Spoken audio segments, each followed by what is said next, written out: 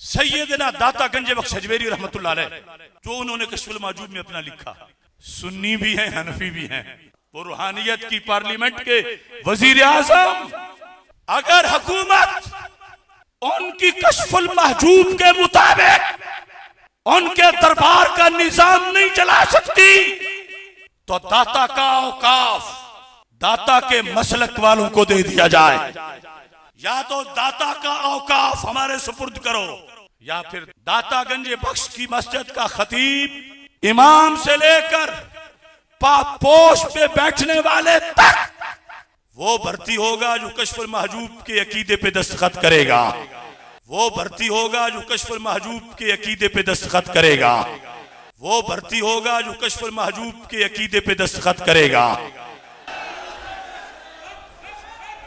یہ ہیں عقائد داتا گنج بخش۔ تنظیم المدارس کے نصاب میں عقائد نصفی کے ساتھ عقائد گنج بخش کو شامل کیا جائے، اور حکومت، ادارے، اوقاف، یہ لکھا ہے میں نے، لکھا ہے کشف المحجوب سے، لکھا ہے 100% ذمہ داری سے، کوئی ایک حرف بھی غلط ہوا ذمہ دار ہوں، یہ لکھا ہے میں نے، لکھا ہے کشف المحجوب سے، لکھا ہے 100% ذمہ داری سے، کوئی ایک حرف بھی غلط ہوا ذمہ دار ہوں۔ لیکن اب داتا کے کسی عہدے پر وہ بیٹھے گا جو یہ پیپر پاس کرے گا۔ کشف المحجوب جو بابا جی ہمارے لہرایا کرتے تھے، کہتے ہیں جی وہ خواجہ نظام الدین اولیاء کہتے ہیں جس کا کوئی پیر نہیں ہے نا، وہ یہ کتاب پڑھ لے، اسے اپنا مرشد مل جائے گا۔ اس کتاب کے اندر وہ گستاخیاں لکھی ہوئی ہیں کہ جو دیوبندیوں کے بزرگوں کی گستاخیوں کو بھی شرمندہ کر دیں۔ خاص حالت میں تھے تو انہوں نے تو پہلے کلمہ صحیح والا سنا ہے، اور پھر اسی حالت میں انہوں نے مرید کر لیا ٹن حالت میں۔ یہ کہہ رہے ہیں خاص حالت میں تھے، ٹن حالت میں ہو جاتا ہے ان سے مرید بھی، جبکہ چاچی فارغ ہوئی ہے۔ ہاں، چاچی کا نکاح ٹوٹ گیا ہے کیونکہ کلمہ پڑھا ہے نا۔ آپ کو تو کہتے ہیں نا، کوئی لکھ کے جرمنی چلا جائے نا پولیٹیکل اسائلم کے لیے قادیانی، اور اندر سے ایمان بھی ہو تب بھی قادیانی ہو جاتا ہے، تو تواڈے بابے نہیں ہوندے۔ ختم نبوت کا کام صرف اس پلیٹ فارم سے ہو سکتا ہے جس کے کسی بابے نے کوئی کام نہیں ڈالا ہوا۔ آپ لوگ تو پوری زندگی بابوں سے منہ چھپاتے رہیں گے۔ آپ لوگوں کا حال یہ ہے کہ لوگ اپنی اولاد کے کرتوت کی وجہ سے منہ چھپاتے ہیں نا۔ آپ لوگ وہ روحانی اولادیں ہو کہ جو اپنے بابوں کے کرتوتوں کی وجہ سے منہ چھپاتے پھرتے ہو۔ کوئی جگہ نہیں ان کو مل رہی بھاگنے کی۔ کل تک تو تم لوگ ہمیں کہتے تھے کہ با خدا دیوانہ باش، با محمد ہوشیار، دیوانگی اور شتیہات اور بونگیاں اور مجذوبیت اور کلندریاں یہ صرف اللہ کے لیے ہوتی ہیں، اور بڑے فخر سے کہتے تھے جی منصور الحاج نے انا الحق کہا تھا، انا محمد کہتا نا وہ، ہم اسے کافر کہتے کیونکہ رسول اللہ کے لیے دیوانگی نہیں ہے۔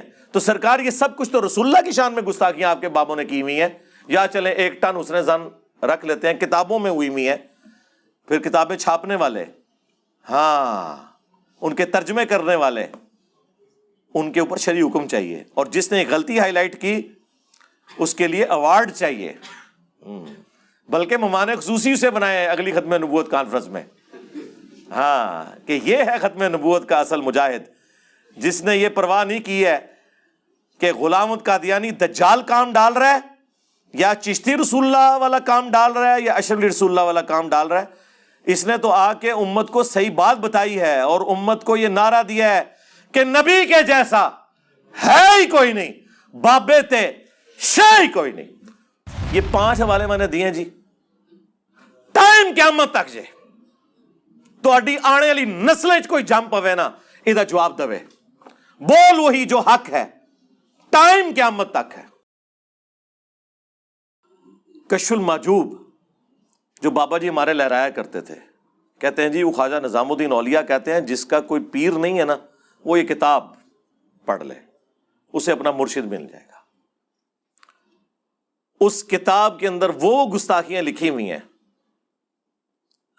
کہ جو دیوبندیوں کے بزرگوں کی گستاخیوں کو بھی شرمندہ کر دیں۔ صحف اور شکر کا چیپٹر کھولیں جس میں جنید بغدادی کا صحف اور باجزید بستامی یعنی یزید ابا جی، ہاں جی، مرید امام جعفر دا نا ابا یزید، واہ واہ واہ، اسی آج نہ رکھنے سے تیار نہیں ہیں. ٹھیک ہے جی, ہم تو معاویہ نام رکھنے کے لیے تیار نہیں ہیں, تم لوگوں نے کنیت رکھی ہوئی ہے ابو یزید, ناسبیوں والے کام. تو وہ یزید ابا جی ان کا سکر ثابت کرتے ہوئے اور صاحب ثابت کرتے ہوئے جنید بغدادی کا ٹیمپرڈ فارم میں جو تورات ہے اس کے واقعے کو انہوں نے کوٹ کیا. وہ پوری تفصیل تورات میں آتی, نعوذ باللہ, کہ حضرت داؤد علیہ السلام ایک دفعہ چھت پہ چڑھے, انہوں نے اپنے صحابی کی بیوی کو نہاتے ہوئے دیکھ لیا, انہیں پسند آئی. اس صحابی کا نام تھا اوریا, یہ اوریا مقبول جان وہی والا نام ہے اوریا, اور انہوں نے اسے جنگ میں قتل کروا کے اس کی عورت کے ساتھ شادی کر لی, نعوذ باللہ. اور اس سے انہوں نے کنکلوڈ کیا کہ حضرت داؤد نے یہ جان بوجھ کے کیا تھا, وہ پوری ہوش میں تھے. صاحب, ایک سین والا صاحب ہے وہ بھول ہوتا ہے جو سجدہ صاحب, ایک سواد والا صاحب ہوتا ہے پوری انٹینشن سے. وہ کہتے ہیں اس لیے داؤد علیہ السلام نے معافیاں بعد میں مانگی نا, وہ ہوش میں تھے, انہوں نے یہ غلط کام کیا. تو حضرت جنید بغدادی کا جو صحف کا سکول آف تھاٹ ہے وہ اس کو فالو کرتا ہے. چنگی شے فالو کر دو, قرآن دی اس نو فالو کرو, کوئی اہل بیت نو پڑھو, کیڑے پاسے لگے ہوئے ہو تسی. اور کہتے ہیں سکر بازید بستامی کا, اس کی کہتے ہیں مثال یہ ہے کہ ہمارے نبی کی بھی تو ایک دفعہ نظر اپنے صحابی کی بیوی زید ابن حارثہ کی بیوی پہ پڑی, سیدہ زینب کے اوپر, انہیں پسند آ گئی اور نعوذ باللہ وہ شادی کر لی. تو رسول اللہ حالت سکر میں تھے, یعنی ہوش میں نہیں تھے ان کے بقول, اس لیے اللہ نے ان پہ گرفت نہیں کی ہے. تو یہ بازید بستامی بھی جو ارشادات فرماتے رہتے ہیں نا, ان کے اوپر گرفت نہیں ہوگی کیونکہ وہ سکر کی حالت میں ہوتے ہیں. اور یہ بازید بستامی کا سکر نبی علیہ السلام کے اوپر ایک جھوٹ باندھ کے, ایک جعلی واقعہ, خود ان کے پیر کرم شاہ صاحب الازہری نے ضیاء القرآن تفسیر میں لکھا ہے کہ یہ کافروں نے یہ والا واقعہ ہماری کتابوں میں ڈالا ہے رسول اللہ کو بدنام کرنے کے لیے صلی اللہ علیہ وآلہ وسلم. لیکن وہی پیر کرم شاہ صاحب کشف المحجوب کا مقدمہ لکھ رہے ہیں, ایک ٹکٹ میں دو مزے. بغیر پڑھے لکھا تو کیوں لکھا, اور پڑھ کے لکھا تو کیوں نہیں بتایا کہ یہ گستاخانہ کتاب ہے. کدھر جاؤ گے؟ ہم نے بند گلی میں انہیں داخل کر کے آگے وہ جس طرح ذوالقرنین بادشاہ نے وہ دیوار چڑھا دی تھی نا یاجوج ماجوج کے آگے, ان کے آگے دیوار چڑھا دی ہے. کدھر جائیں گے؟ یہ دیوار اب بھی ہٹ سکتی ہے. صدق کے دل سے کلمہ پڑھ کے اپنے ایمان کا اظہار کریں اور بزرگوں سے اعلان برات کریں, ٹھیک ہے, اور ہمارے ساتھ مل کے نعرہ لگائیں کہ نبی کے جیسا ہے ہی کوئی نہیں, بابے تے شے ہی کوئی نہیں. یہ نعرہ لگائیں, انشاءاللہ سب کچھ معاف ہو جائے گا, میں گارنٹی دیتا ہوں آپ کو انشاءاللہ تعالی. تو یہ صاحب اور سکر کی بحثوں میں انہوں نے یہ گستاخی کی اس شخصیت کے بارے میں, اللہ, جن کے بارے میں قرآن کہہ رہا ہے ما ضل صاحبکم وما غوا, تمہارے نبی نہ کبھی بہکے ہیں نہ کبھی بے راہ چلے ہیں. جن کے بارے میں بخاری مسلم میں حدیث کہ نبی صلی اللہ علیہ وآلہ وسلم میں کنواری لڑکیوں سے زیادہ شرم و حیا تھی. ان کے بارے میں یہ بات کر رہے ہیں. دو حوالے ہو گئے. تیسرا حوالہ بی کشف المحجوب سے, جو یہ الزام کل تک باقیوں کے اوپر لگاتے تھے حیات النبی صلی اللہ علیہ وآلہ وسلم کے حوالے سے, اس عقیدے کے اوپر ڈاکہ بھی کشف المحجوب میں موجود ہے. امام ابو حنیفہ رحمۃ اللہ علیہ کی طرف ایک خواب منسوب کیا گیا. کشف المحجوب میں امام حنیفہ کے چیپٹر کو نکال کے دیکھ لیں, اس میں یہ لکھا ہوا ہے کہ امام ابو حنیفہ نے خواب میں دیکھا کہ رسول اللہ کی قبر کو کھود کر اس میں سے آپ کی ہڈیاں جمع کر رہے ہیں. استغفر اللہ واتوب الیہ. کیا کسی مسلمان کا عقیدہ ہے کہ نبی علیہ السلام کا جسم مبارک ہڈیوں کی شکل میں ہے وہاں پہ؟ نعوذ باللہ. یعنی جی خواب ہے یار. اللہ کے نبی صلی اللہ علیہ وآلہ وسلم کے بارے میں اللہ اس طرح کا گستاخانہ خواب کسی کو دکھائے گا؟ ترجمہ کیا ہوا استخوان مبارک, پتہ ہی نہ چلے کے لیے ہے استخوان مبارک. اور تذکرۃ الاولیاء میں بھی یہ واقعہ موجود ہے, وہاں لکھا ہوا ہے ہڈیاں جمع کر رہے ہیں, باز کو باز سے چن رہے ہیں. استغفر اللہ. اور خواب کوئی گھڑنا تھا نا بابے کو اونچا کرنے کے لیے, تو ہم آپ کو بتاتے ہیں کہ امام حنیفہ نے خواب میں دیکھا کہ نبی علیہ السلام کے برتن سمیٹ رہے ہیں، آپ کے کپڑے مبارک اکٹھے کر رہے ہیں، آپ کی لاٹھی مبارک، یہ بات کرتے قبر کھود کر ہڈیاں بعض کو بعض سے الگ کر رہے ہیں. اور صبح اٹھ کے جب ابن سیرین سے پوچھا تو انہوں نے کہا کہ آپ رسول اللہ کی سنت کو جمع کریں گے. استغفر اللہ. کیا خواب یار، اللہ کے نبی کے بارے میں یہ خواب دکھایا جائے گا؟ جھوٹا خواب. امام حنیفہ بری الذمہ ہے، ان کی طرف انہوں نے منسوب کیا. کیا کسی مسلمان کا یہ عقیدہ ہے؟ ہمارا تو عقیدہ ہے کہ تمام انبیاء اپنی قبروں میں آخرت کی زندگی کے ساتھ زندہ ہیں، دنیا کی زندگی کے ساتھ نہیں. وہ اللہ کو پتہ ہے. جسم ان کے سلامت ہے. وہ ابو داؤد میں حدیث ہے، مشکات میں موجود ہے، پوری امت کا اتفاق ہے، سوائے ایک دو محدثین کا تفرد ہے، لیکن وہ بھی عقیدے کو درست مانتے ہیں. ان کو وہم لگا اس کی سند کے اوپر، عقیدہ وہ یہی مانتے ہیں کہ ابو داؤد میں حدیث ہے، ان اللہ حرم علی الارض ان تاکل اجساد الانبیاء، بے شک اللہ تعالیٰ نے حرام کر دیا ہے مٹی کے لیے کہ وہ نبیوں کے جسموں کو کھائے. اور یہ ہمیں کیا عقیدہ بتا رہے ہیں؟ بلکہ اس کی جڑ تو قرآن میں موجود ہے. سورہ سبا میں آیا ہے کہ حضرت سلیمان علیہ السلام بھی لاٹھی کے سہارے یوں بیٹھے رہے اور جنات کو پتہ ہی نہیں چلا، اور لاٹھی کو دیمک نے چاٹ لیا. کتنے مہینے لگے ہوں گے، کوئی کیڑا ان کے جسم کے اوپر نہیں چڑھا. نبیوں کے جسم کا سلامت ہونا وفات کے بعد، اس کی اصل قرآن میں اس عقیدے کی جڑ موجود ہے. یہ میں منکرین حدیث کے لیے بات کر رہا ہوں کہ اس کی اصل قرآن میں موجود ہے سلیمان علیہ السلام کے بارے میں. تو اب یہ ذرا بتائیں، یہ واقعہ لکھ کے انہوں نے نکالا کیا ہے؟ 3 گستاخیاں ہو گیا، آج اور چوتھی. کشف المحجوب میں ہی لکھا ہوا ہے کہ بایزید بستامی کہا کرتے تھے، سبحانی سبحانی ما اعظم شأنی، میں پاک ہوں، میں پاک ہوں، میری شان بہت بلند ہے. اور اینڈ پہ وہ لکھتے ہیں کہ اصل میں اللہ ان کے منہ سے بول رہا تھا. استغفر اللہ استغفر اللہ. یہ عقیدہ تو ہمارا رسول اللہ کے بارے میں نہیں ہے، ان کے بارے میں بھی ہے، وما ينطق عن الهوى ان هو الا وحی یوحى. یہ اپنی خواہش نفس سے کچھ نہیں کہتے، وہ کہتے ہیں جو اللہ ان پر وحی کرتا ہے. کشف المحجوب میں تو اتنا ہی پورشن ہے، لیکن پوری تفصیل آئی ہے پھر جناب تذکرۃ الاولیاء میں. تمام بابوں کے اوپر ٹیکسٹ بک پوری دنیا میں عربی میں، دیوبندی بریلوی دونوں مانتے ہیں، فضائل سنت میں حوالے ہیں، فضائل اعمال میں اس کے حوالے ہیں. اس میں لکھا ہے کہ ان کی زبان سے یہ بھی نکلتا تھا اور یہ بھی نکلتا تھا جب ان سے پوچھا گیا کہ بتائیں قیامت والے دن تمام انبیاء کس کے جھنڈے کے نیچے ہوں گے اور تمام مخلوقات، تو بایزید فرمایا کرتے تھے بونگیے شریف کہ تمام انبیاء انکلوڈنگ نبی علیہ السلام کے، وہ میرے جھنڈے کے نیچے ہوں گے. اور ساتھ اس پہ ہو سکتا ہے وام لگ جاتا، پھر انہوں نے بولا لوائی اعظم من لوائی محمد، میرا جھنڈا محمد کے جھنڈے سے بھی بڑا ہوگا قیامت کے دن. لعنت ہے ایسے عقیدے کے اوپر، ایسی کتابیں چھاپنے والوں پر، ایسی باتیں کرنے والوں کے دفاع کرنے والوں کے اوپر. اللہ تعالیٰ ان کا اشر انہی کے ساتھ کرے.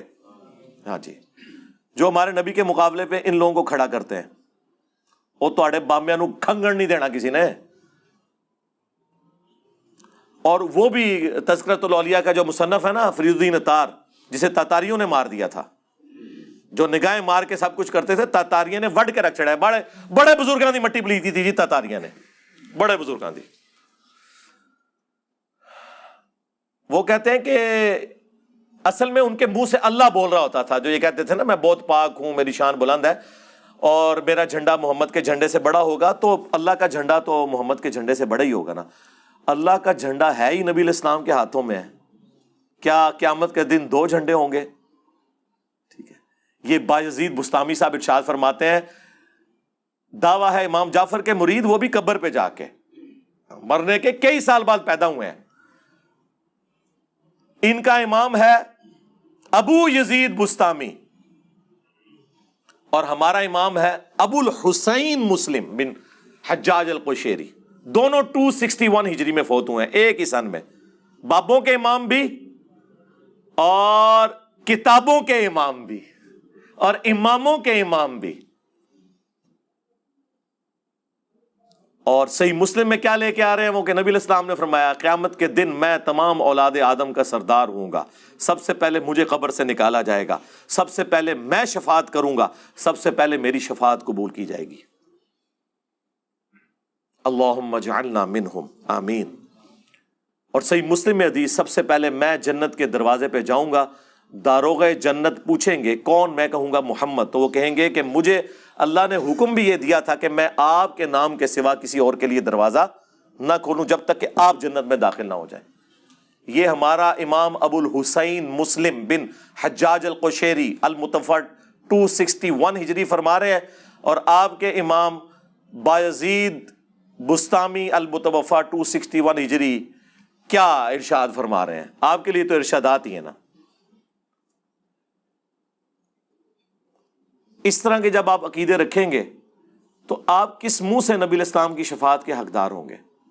جب یہ باتیں ہم بیان کرتے ہیں، اس کے بعد ہم کہتے ہیں کہ بابت شیعی کوئی نہیں، کس کے مقابلے پہ؟ اللہ کے نبی علیہ السلام کے۔ اس لیے اب ہم نے یہ شعر مکمل کر دیا ہے کہ نبی کے جیسا ہے ہی کوئی نہیں، بابت شیعی کوئی نہیں۔ ہوں تو تسلی ہو گئی نا، کہتے ہیں آؤٹ آف کانٹیکسٹ کوئی نہ کٹے، اونی کو کٹن لگا، پورا شعر کٹن گے، کہیں گے ٹھیک ہی تو کہہ رہے یار۔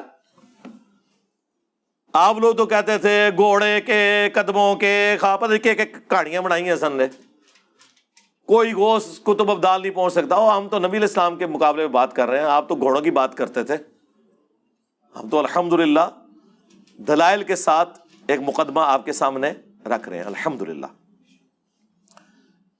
یہ جناب 4 حوالے ہو گئے۔ 5واں حوالہ وہ بھی تذکرۃ الاولیاء سے، اس میں انہوں نے لکھا ہے بایزید بستامی کی معراج۔ وہ کہتے ہیں جس طرح نبی علیہ السلام کو معراج ہوئی ہے نا، اولیاء اللہ میں بایزید بستامی کو ہوئی ہے، اور انہوں نے کہا کہ اللہ کو دیکھا ہے انہوں نے۔ واہ واہ سرکار، یہ پیکج تو حضرت موسیٰ علیہ السلام کو آفر نہیں ہوا۔ سورہ الاعراف کی آیت نمبر 143 میں اللہ نے فرمایا تو مجھے دیکھ نہیں سکتا، ہاں میں بایزید کو بعد میں زیارت کروا دوں گا۔ تم لوگ موسیٰ علیہ السلام سے بھی اوپر کر رہے ہو اپنے بابوں کو، اور وہ کوئی عام پیغمبر نہیں ہے۔ سورۃ الاحزاب میں، سورہ الشورى میں 5 اولو العزم پیغمبر آئے ہیں، محمد رسول اللہ صلی اللہ علیہ وآلہ وسلم، ابراہیم خلیل اللہ علیہ السلام، عیسیٰ روح اللہ علیہ السلام، موسیٰ کلیم اللہ علیہ السلام، اور نوح علیہ السلام۔ یہ 5 اولو العزم پیغمبر ہیں جو باقی تمام پیغمبروں سے افضل ہیں۔ ان کو تو اللہ فرما رہا ہے تو مجھے دیکھ نہیں سکتا اس دنیا میں، آخرت میں تو زیارت ہو سکتی ہے دنیا میں۔ اور یہ کہہ رہے ہیں بایزید نے جو ہے وہ شب معراج، ایک تو معراج کی، دوسرا اللہ تعالیٰ کو دیکھا۔ اور اس سے بڑی بونگی پتہ کیا لکھی ہوئی ہے اس میں؟ ہمارے نزدیک تو ہمیں تو اس سے کوئی غرض نہیں ہے، ان کے لیے وہ بونگی بن جائے گی۔ انہوں نے لکھا ہے کہ جنید بغدادی فرماتے ہیں کہ جو مقام جبرائیل علیہ السلام کا فرشتوں میں ہے وہی اولیاء اللہ میں بایزید بستامی کا ہے، یعنی وہ فرشتوں کے سردار ہیں اور یہ اولیاء کے سردار، یعنی شیخ عبد القادر جیلانی فارغ ظاہر ہے، اور عبد القادر جیلانی تو بایزید کے آلموسٹ کوئی 200 سال بعد آئے ہیں، 200-250 سال بعد، تو وہ اس پوسٹ پہ آ کے بیٹھ ہی نہیں سکتے، جبرائیل نے معزول تو نہیں ہونا نا، تو یا بایزید بستامی معزول ہو چکے ہیں، اور فرما رہا کون ہے؟ جنید بغدادی۔ جنید بغدادی خود شیخ عبد القادر جیلانی کے پردادا پیر ہیں۔ شیخ عبد القادر جیلانی کا جو سلسلہ ہے نا بیعت کا، وہ جنیدی سلسلہ ہے، وہ تو خود جنید بغدادی کے مریدوں کے مرید ہیں، اور وہ کہہ رہے ہیں کہ ہمارا سردار وہ ہے، تو پھر شیخ عبد القادر جیلانی تے شاہی کوئی نہیں۔ ہوں فیصلہ کرو کہ کدے نہ پورا کرنا ہے۔ ہم تو یہ مانتے ہیں کہ اولیاء اللہ کے سردار ہیں ابو بکر، عمر، عثمان اور علی رضی اللہ عنہم اجمعین وعلیہم السلام اجمعین۔ ٹھیک ہے، آپ آپس میں جو فیصلہ کرنا ہے وہ کرتے رہیں، ہمارا کوئی لینا دینا نہیں۔ یہ 5 حوالے میں نے دیے جی، ٹائم قیامت تک جے تہاڈی آنے والی نسلیں کوئی جم پوے نا یہ جواب دے، بول وہی جو حق ہے، ٹائم قیامت تک ہے۔ اینڈ پہ میں اسے کنکلوڈ کرتا ہوں جو ان کے پاس بونگیوں کے دفاع کے لیے، وہ کہتے ہیں جی وہ دیکھیں بزرگوں کی شتیہات ہیں، وہ جی ایک حدیث ہے نا جی مسلم شریف میں، جی کون سی حدیث؟ اب وہ مسلم شریف کی حدیث کا اس سے کوئی لینا دینا ہی نہیں ہے، وہ مشکات میں بھی موجود ہے. نبی صلی اللہ علیہ وآلہ وسلم نے ایک گنہگار شخص کی توبہ کا حال بیان کیا ایک مثال سے کہ ایک شخص سفر پر نکلا، ریگستان کے سفر پر، اس کا سارا ساز و سامان اونٹ پر لدا ہوا تھا. تھوڑی دیر کے لیے آرام کے لیے رکا تو اس کا اونٹ وہاں سے بھاگ گیا. اٹھا تو پریشان ہوا، ریگستان کے سفر میں اونٹ غائب تو آپ کی زندگی گئی، کیونکہ کئی میل تک پانی نہیں ملے گا.